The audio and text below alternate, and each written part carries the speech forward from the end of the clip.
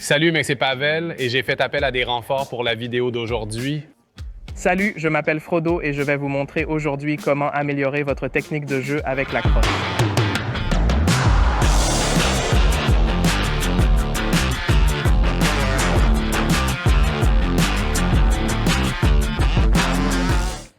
En ce qui concerne le travail avec la crosse, Kiko, la première chose que nous allons voir aujourd'hui est la position de base. Alors, qu'est-ce que je fais?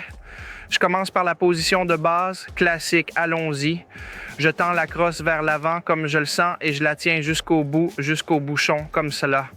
J'utilise ensuite la mitaine, chose importante également pour les jeunes garçons ou les amateurs.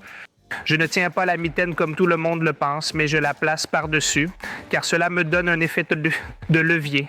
Je dispose alors d'une puissance bien supérieure pour le tir et je peux alors atteindre une plus grande distance.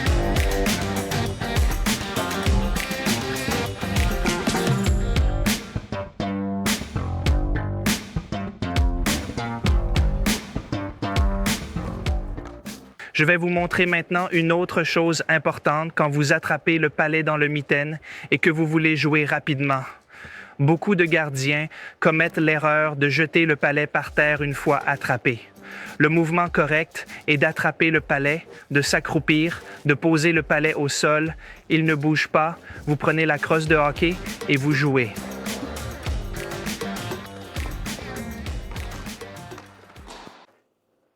On voit souvent dans les matchs un autre point important concernant le travail avec la crosse. C'est un palet lancé vers le gardien. Nous allons vous montrer maintenant comment manœuvrer pour arrêter un palet derrière le but. Chose importante, le palet est lancé et vous allez derrière le but. Que faire en premier? Bien sûr, je me retourne, mais dans ce mouvement, je tourne la tête. J'examine rapidement la situation afin de savoir où jouer immédiatement. Je me concentre ensuite sur le palet que je vais arrêter. Je lève la tête, mais comme j'ai déjà regardé à l'avance de manière périphérique, je sais qui se trouve où. Donc, je me retourne déjà en sachant que je vais jouer soit à gauche, soit à droite. Si je sais que j'ai du temps, je peux alors me retourner tranquillement et attendre la suite des événements. Une autre chose importante est de savoir où arrêter le palet. Nous devons arrêter le palet ici, idéalement derrière le but, car cela nous évite de faire une erreur en arrêtant le palet.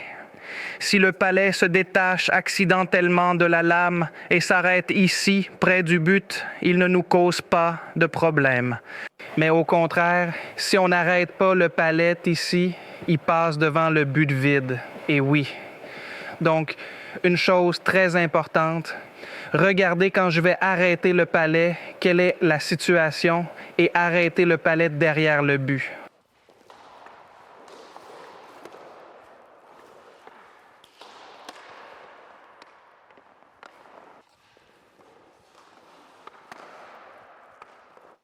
Un autre conseil pour arrêter le palet. L'idéal serait d'arrêter le palet sous cet angle. Je ne l'arrête pas comme ça parce que si le palet est en rotation, il va m'échapper. Si je le bloque comme ça, il restera sur la lame. Et je pourrais le jouer immédiatement. Pour arrêter le palet, l'important est que la lame doit être inclinée plus ou moins comme ça, comme si je voulais former un V dans le V fermé. Le palet restera bloqué. Si la lame est penchée comme ça, le palet va nous échapper, et oui. Le plus important est donc de régler correctement l'angle en forme de V pour que le palet reste simplement là. Dominique, je voulais encore demander comment communiquer derrière le but, parce qu'il arrive souvent qu'un joueur entre en collision avec le gardien de but. Comment éviter cela? C'est une bonne question et c'est l'un des éléments importants pour le bon fonctionnement d'une équipe. L'équipe reçoit généralement quelques instructions, les plus courantes en anglais sont up, over et stop. Ou alors long, courte, stop. Et c'est mauvais si cela ne fonctionne pas, car lorsque j'essaie d'évaluer une situation, le hockey est si rapide que souvent je ne peux pas l'évaluer par moi-même et que le coéquipier doit m'aider en criant long ou court. Et souvent, ce travail avec la crosse ou cette passe derrière le but ne dépend pas tant du gardien de but que des défenseurs qui vont chercher le palet dans le coin.